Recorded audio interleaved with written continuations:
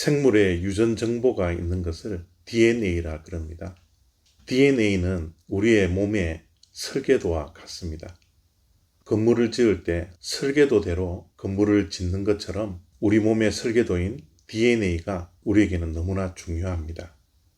우리 몸에 유전인자가 2만 개 정도 된다고 합니다. 그 2만 개의 유전자가 우리의 삶을 대부분 결정짓는 것입니다. 그만큼 우리가 가지고 있는 유전자가 중요합니다. 저희의 부친의 모습을 보신 분들은 저를 보면서 아버지를 많이 닮았다라고 말을 많이 합니다. 어떨 때는 설교하는 모습까지, 톤까지 닮았다라고 이야기하시는 분들이 많이 있습니다. 저도 두 아들을 보면 저를 얼마나 닮았는지 모르겠습니다. 그렇게 가르치지도 않았는데 유전자 때문에 어쩔 수 없이 닮아가는 부분들이 많이 있는 것 같습니다. 그 닮은 것을 보고 어떨 때는 깜짝깜짝 놀랄 때가 많이 있죠. 그만큼 우리에게는 유전자인 DNA가 중요하다는 말씀입니다. 요한 1서 3장 2절과 3절 말씀입니다. 사랑하는 자들아, 우리가 지금은 하나님의 자녀라. 장래에 어떻게 될지는 아직 나타나지 아니하였으나 그가 나타나시면 우리가 그와 같은 줄을 아는 것은 그의 참모습 그대로 볼 것이기 때문이니 주를 향하여 이 소망을 가진 자마다 그의 깨끗하심과 같이 자기를 깨끗하게 하느니라. 아멘. 지금은 우리가 하나님의 자녀라 말씀을 하고 있습니다. 하나님의 자녀라면 누구를 닮죠? 당연히 하나님을 닮아야 합니다. 왜냐하면 우리에게는 하나님의 DNA가 흐르고 있기 때문에 그렇습니다. 옛날 하나님께서 인간을 창조하셨을 때 하나님의 형상대로 창조하셨습니다. 그 형상이 우리의 DNA입니다. 우리는 하나님의 형상 따라 지음받았기 때문에 하나님의 형상을 드러내며 살아가는 것이 어쩌면 당연한 것인지도 모르겠습니다. 그러나 우리 인간들에게 죄가 들어왔습니다. 그 죄가 하나님의 형상을 파괴시켜 버렸습니다. 그래서 그 죄가 우리 인간들에게 있는 한 하나님의 형상대로 살지 못하게 되었던 것이죠. 그렇지만 예수 그리스도의 십자가의 죽으심으로 말미암아 십자가에서 흘리셨던 그 보혈로 인하여서 하나님의 형상이 회복되었습니다.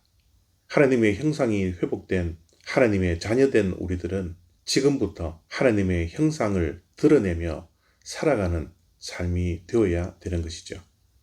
예수 그리스도로 인하여서 하나님의 형상이 회복된 우리들에게는 하나님의 씨가 있습니다. 그 씨가 바로 영적인 DNA입니다.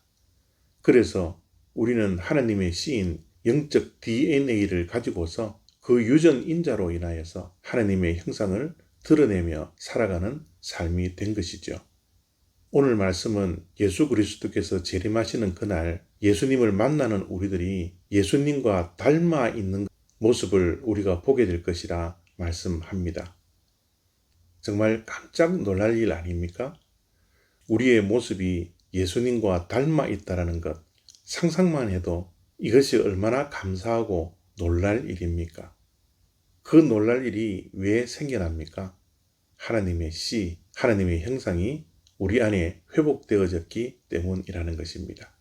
하나님의 자녀가 하나님의 자녀로서의 살아가는 삶의 모습은 어떤 모습입니까? 오늘 말씀을 보니까 깨끗하다라고 표현을 하고 있습니다. 그렇습니다. 하나님에게는 흠이 하나도 없습니다. 하나님은 정말 깨끗하신 분입니다. 흰옷보다 더 깨끗하신 분이 바로 하나님이시지 않습니까? 그래서 우리도 깨끗한 삶을 살아가야 되는 것이죠. 두 번째로 의롭다라는 표현이 오늘 본문 속에 많이 나옵니다. 하나님은 의롭습니다.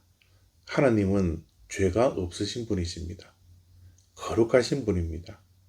하나님과 마찬가지로 하나님의 씨가 있는 우리들은 이 땅에서 의로운 삶을 살아야 된다는 것입니다. 죄를 멀리하는 삶이 바로 우리들의 삶이 되어야 합니다. 마지막으로 우리 믿는 자들은 사랑하며 살아야 합니다. 미워하지 아니하고 사랑하며 살아갈 때 하나님의 자녀된 모습이 드러나는 것입니다. 지금은 우리가 하나님의 자녀가 되었습니다. 하나님의 자녀된 모습으로 하루하루를 살아갈 때 예수님께서 재림하시는 그날 예수님의 모습을 보면서 그 모습 속에서 우리의 모습을 볼 수 있는 그런 소망이 우리의 심령 속에 가득하기를 원합니다. 감사합니다.